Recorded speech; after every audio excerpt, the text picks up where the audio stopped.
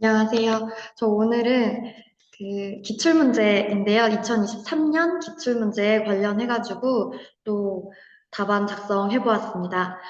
저는 문제 2번하고 문제 3번을 맡았는데요.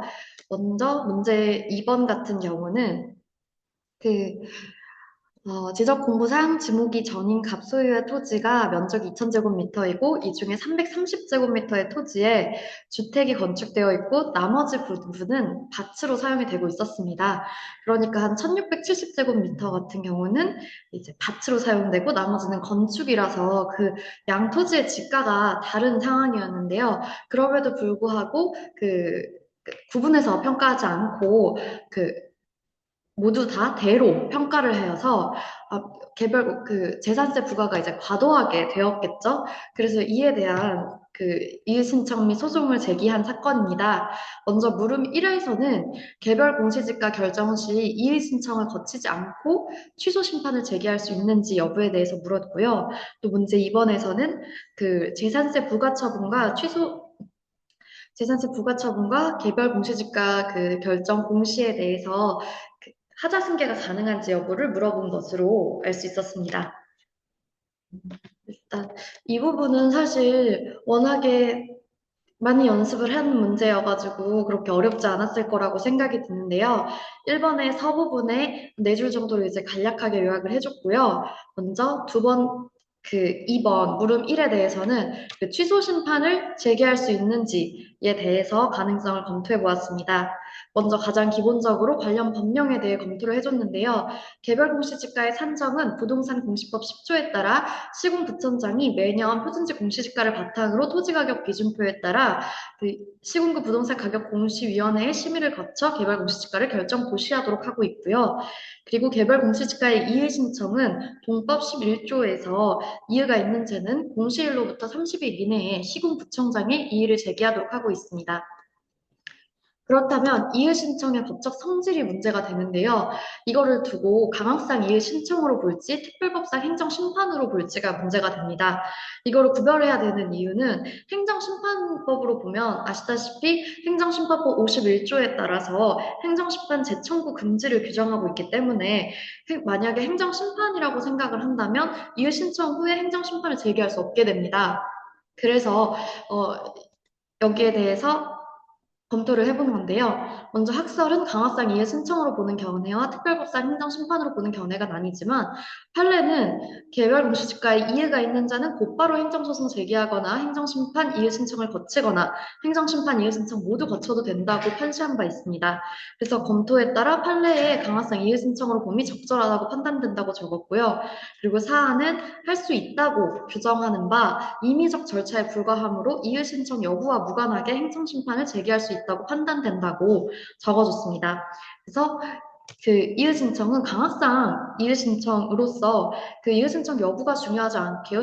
행정심판을 제기할 수 있다고 보았습니다. 네. 그리고 물음 2번에서 그리고 개별 공시지가 결정의 위법성에 대해서도 이제 간략하게 검토를 해주었는데요. 일단 위반 사항의 경우는 적절한 표준지를 선정하지 않은 것에 대해서 위반 사항이 있고, 또 제가 이 부분에 기재를 깜빡했는데, 토지가격 기준표 적용상의 오류도 있는 것으로 네, 생각이 듭니다. 그리고 중대 명백사를 비춰볼 때 이는 중대한 하자에 해당되나 외관상 명백하다 보기 어려운 바 취소 사유에 해당된다고 판단했습니다. 네. 그리고 이제 물음 2번에서는 재산세 부과 처분의 하자 승계에 대한 내용이었는데요. 하자 승계는 사실 많이 해봤기 때문에 정말 이렇게 술술술술 써야 되는 거라고 생각을 합니다. 15점 분량으로 해서 적었을 때 좀 자세하게 적어줘야 된다고 생각을 했는데 하자 승계의 의의는 연속되는 행정작용이 발생했을 경우에 선행정작용과 후행 행정작용의 하자승계 여부에 대한 논의였고요. 그 요건은 선후행 행위 모두 처분이어야 되고 선행행위의 취소 사유의 하자가 있어야 하며 후행행위에는 그 독립적인 위법 사유가 없어야 된다. 그리고 선행행위에 불가증력이 발생했을 것을 요건으로 하고, 그래서 저는 이게 좀 차별성을 가질 부분을 이 부분을 좀 자세하게 그 번호를 나눠서 적어줬고요. 그리고 하자승계의 학설 같은 경우는 다 아는 거지만 그래도 전통적 하자승계론 부속용론을 적어주고 관련 판례를 2개 정도 적어줬습니다. 근데 이제 여기서 좀 특이한 부분은 재산세 부과 처분과 관련해가지고 우리 판례는 과거에는 재산세 부과 처분과 개별 공시지가 결정이 그 예측 가능성의 문제를 삼아서 타자 승계를 인정을 해준 적이 있습니다. 그런데 이거는 개별 공시지가가 개별한테 공시되지 않았던 때의 이야기이고 최근 그 판례는 경우는 개별 공시지가를 그 수익 한도가 넘는 불이익이 없는 것으로 보고 있습니다. 왜냐하면 이미 다 개별에게 그 부동산 공시 알림이로 통지가 되었다고 보기 때문입니다. 그래서 이 부분을 결에 적어줬습니다. 그리고 이제 넘어가서 문제 4번에 대해서 이제 살펴보도록 하겠습니다. 그 약간 저는 일부러 이거 문제를 쓸 때 좀 안 보고 써가지고 그 혹시 여기 교재의 내용도 꼭 읽어보시길 추천드립니다. 먼저 이제 문제 3번 같은 경우는 업무정지 처분 결정을 한 거에 대해서 징계사실 통보했는데 여기에 대해서 집행정지 신청을 했습니다. 근데 집행정지에 그래서 인용이 가능한지 그리고 기각되는 경우에 징계의 효력과 국토교통부 장관이 취해야 할 조치에 대한 건데요. 저는 이 부분이 완전 그 법령에 있는 내용을 그대로 낸 거라고 생각을 했습니다.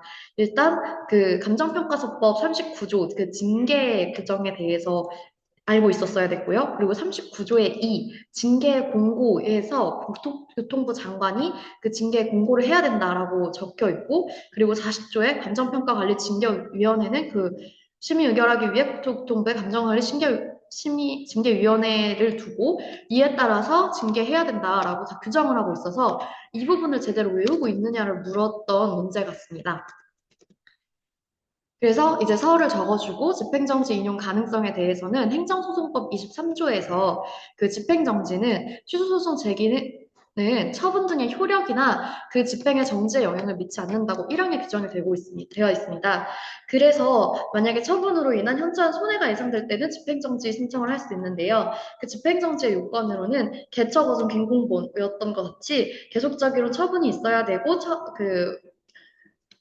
처분 속행에 따른 회복하기 어려운 손해가 발생해야 하며 그리고 긴급성이 인정돼야 하고 그 소극적 요건으로는 공공병리에 중대한 영향이 없어야 되고 본안 청구의 이의 없음이 명백하지 않아야 합니다.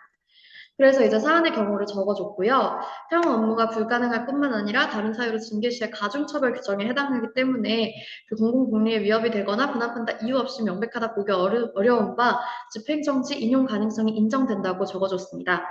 근데 그렇다면 징계 효력 및 교통부 그 장관의 고시 조치에 대해서 또 적어줬는데요. 일단 업무정지의 효력으로는 본안 청구 기각 시 즉시 속행됨에 따라 3개월간 업무가 중단되게 됩니다. 그리고 이외에 다른 사안으로 징계를 받게 되면 가중 처분의 대상이 되며 그리고 만약에 업무정지 기간 중에 업무정지를 속행했을 경우에는 감정평가법 32조에 따라 인가 취소되며 이는 법령에 정해진 바에 따라 반드시 인가 취소해야 하는 사유에 해당합니다. 그리고 국토교통부 장관의 조치로는 39조 2에 따라 징계를 할 때에는 지체 없이 그 구체적 사유를 감정평가사, 법인, 협회에 알리고 대통령령으로 정하는 바에 따라 관보 또는 인터넷 홈페이지에 게시 공고해야 한다고 적었고요. 그 정보체계 게시 관련해서도 감정평가법 9조에 따라 그 업무정지 기간 동안의 그 내용을 정보체계에 게시해야 된다고 적어줬습니다. 그래서 이 사안으로 이게 마치겠고요. 그 결까지 잘 적어주시면 될 것 같습니다. 저는 여기까지 적어보고 보았습니다. 감사합니다.